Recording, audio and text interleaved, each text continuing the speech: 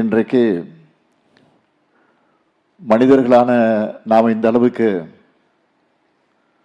பண்பாட்டு ரீதியாக முன்னேறி இருக்கோம் என்றால் அதுக்கு மனித சமுதாயத்தோட பயணங்கள் மிக முக்கியமானது. உணவு தேவைக்காக, கல்விக்காக, வணிகத்துக்காக, சமூகத்தை உணர்ந்து கொள்வதற்காக, நாடுகளை பிடிப்பதற்காகன்னு மனிதர்களுடைய எல்லா பயணங்களும்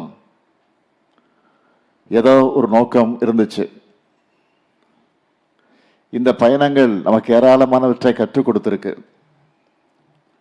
சுருக்கமாக சொல்லணும்னா, பயணங்கள் என்பது புத்தகம் இல்லாத வகுப்பறை. அப்படிப்பட்ட பயணங்களை ஊக்குவிக்க, சுற்றுலா பயணிகளுடைய அனுபவங்களை மேம்படுத்த இந்த உலகளாவிய சுற்றுலாவுக்கென உச்சி மாநாடு நிச்சயம் துணை புரியும் என நான் நம்புகிறேன். கூடுதல் சிறப்பு என்ன என்றால், இப்படிப்பட்ட சுற்றுலா மாநாடு முதல் முறையா தமிழ்நாட்டில் நடப்பது நமக்கெல்லாம் மகிழ்ச்சியையும் பெருமிதத்தையும் சேர்க்குது. அதே சமயம் கூடுதல் பொறுப்புணர்வையும் கொடுக்குது. இந்த மாநாட்டை மிக சிறப்பாக ஏற்பாடு செய்திருக்கக்கூடிய இந்த துறையினுடைய அமைச்சர் ராஜேந்திரன் அவர்களுக்கும் துறையினுடைய அதிகாரிகளுக்கு என்னுடைய பாராட்டுக்களையும் வாழ்த்துக்களையும் நான் தெரிவித்துக் கொள்ள விரும்புகிறேன். அமைச்சர் ராஜேந்திரன் அவர்கள் பொறுப்பேற்ற பிறகு சுற்றுலாத்துறையை அனைவரையும் திரும்பி பார்க்க வைத்திருக்கிறார். அவருக்கு தோளோடு தோள் என்று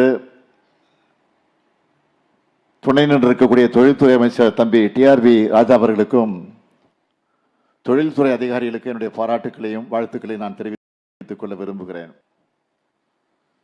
சிறப்பு விருந்தினராக கலந்து கொண்டு தமிழ்நாட்டின் சிறப்பை பற்றி இங்கே சிறப்பாக பேசிய திரு ரவிச்சந்திரன் நசீன் அவர்களுக்கும் நான் என்னுடைய நன்றியை தெரிவித்துக் கொள்கிறேன். தமிழின் அருமை குறித்தும் எங்களோட நாகரிகத்தின் தொன்மை குறித்தும் உலக அளவில் இருந்து வந்திருக்கக்கூடிய தொழில் முனைவோர் எல்லோருக்கும் தெரியும். தலைநகர் சென்னையில் மெரினா கடற்கரை தொடங்கி மாமல்லபுரம், வேடந்தாங்கல், ஊட்டி, கொடைக்கானல், தஞ்சை பெரிய கோயில், கங்கை கொண்ட சோழபுரம், செஞ்சிக்கோட்டைன்னு குமரி வள்ளுவ முனையில் வானவிருந்து நிற்கக்கூடிய ஐயன் வள்ளுவர் சிலை வரைக்கும் தமிழ்நாட்டில் ஏராளமான சுற்றுலா தலங்கள் இருக்கு. இயற்கை எழில், வைக்க வைக்கக்கூடிய கட்டடக்கலை, தலை நிமிர வைக்கக்கூடிய கோபுரங்கள், வரலாற்று பெருமிதத்தை எடுத்துச் சொல்லக்கூடிய இடங்கள் தமிழ்நாட்டில் எக்ஸ்ப்ளோர் பண்ணவும் எக்ஸ்பீரியன்ஸ் பண்ணவும் நிறைய இடங்கள் இருக்கு.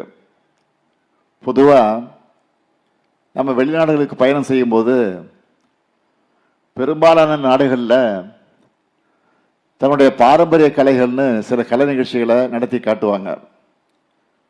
அதுவே தமிழ்நாட்டை எடுத்துக்கிட்டா கரகாட்டம், காவடி ஆட்டம், ஒயிலாட்டம், மயிலாட்டம், தெருக்கூத்து, தப்பாட்டம், பரதநாட்டியம், ஏராளமான கலைகள் இருக்கு.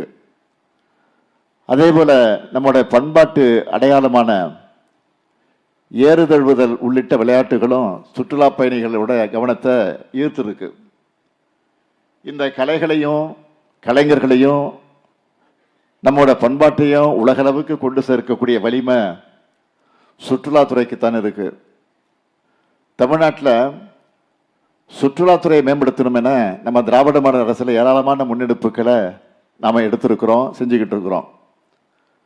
சுற்றுலாத்துறையில் செய்யப்பட்டிருக்கக்கூடிய சாதனைகளில் முக்கியமானவற்றை சொல்லணும்னா, கீழடி அருங்காட்சியகம், பொருணை அருங்காட்சியகம், கலைஞர் நூற்றாண்டு ஏறுதழுவுதல் அரங்கம் போன்ற முத்திரை திட்டங்கள் மட்டுமில்லாமல் கன்னியாகுமரியில் உள்ள ஐயன் திருவள்ளுவர் சிலைக்கு கண்ணாடி பாலம் அமைச்சிருக்கிறோம்.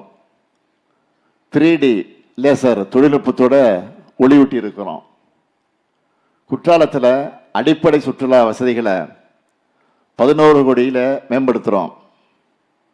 14 கோடி ஒதுக்கி பிச்சாவரம் படகு இல்லம் மேம்படுத்தி கொண்டிருக்கிறோம். முக்கிய சுற்றுலா தலங்களில் புதிய காட்சி முனைகள் அமைக்கவும் தற்போதைய காட்சி முனைகளை மேம்படுத்துகிறோம். ஏற்காட்டினுடைய உள்கட்டமைப்பு மற்றும் பிற சுற்றுலா வசதிகளை மேம்படுத்துகிறோம். இப்படி ஏராளமான திட்டங்களையும் முன்னெடுப்புகளையும் என்னால் சொல்லிக்கிட்டே போக முடியும். இதோட தொடர்ச்சியாக தான் இந்த நிகழ்ச்சி மூலமா பூம்புகாரில் ஏற்பட்டிருக்கக்கூடிய பல்வேறு அடிப்படை வசதிகள், சிதம்பரத்தில் கட்டப்பட்டுள்ள தமிழ்நாடு சுற்றுலா வளர்ச்சி கழகத்தினுடைய ஓட்டல், மாமல்லபுரம் மரகத பூங்காவில் ஒளிரும் பூங்கா மற்றும் பிற பொழுதுபோக்கு அம்சங்கள் ஆகியவற்றை துவக்கி வச்சு, திருக்கடையூர்ல தமிழ்நாடு ஓட்டலுக்கு உணவகம் கட்டுறதுக்கும், தரங்கம்பாடியில் பல்வேறு சுற்றுலா வசதிகளை மேற்கொள்ளவும் அடிக்கல் நாட்டி இருக்கேன்.